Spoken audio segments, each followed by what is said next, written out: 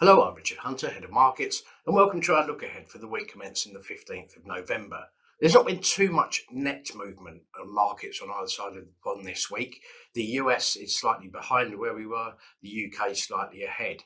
What we have seen, however, is the ongoing battle between the positives of company earnings. It's been a roaring success for Q3 versus concerns around inflation and a particularly high inflation rate in the US announced during the week, which has obviously prompted investors to wonder whether the two rate hikes currently priced in for next year in the US are in fact going to be rather faster and further than perhaps initially expected. That has had something of an impact on markets in the States. In terms of the UK, obviously the Bank of England surprised everyone by not raising rates in November. It remains a possibility that there may be a December rate hike. In any event, what the Bank of England have said via the Monetary Policy Committee is that rate rises are likely.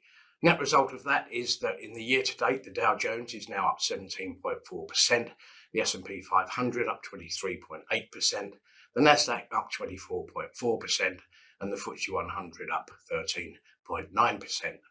Looking ahead to next week, still quite a few company earnings are coming through. There are half-year numbers due from Vodafone.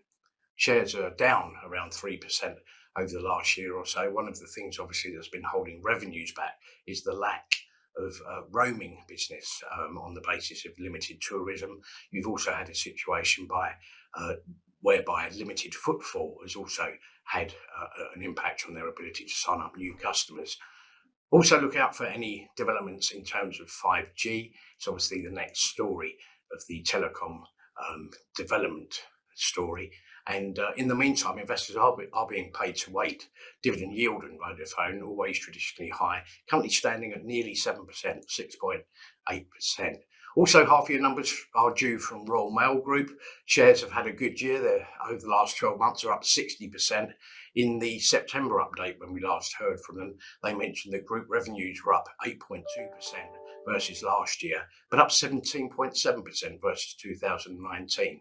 So you need again to look out for the international GLS business, which has been going gangbusters. Less positively, perhaps, there may be mention of ongoing labour shortages and indeed reduced air freight capacities. And again, in the meantime, a very decent dividend yield, currently projected to be somewhere around 4.6%.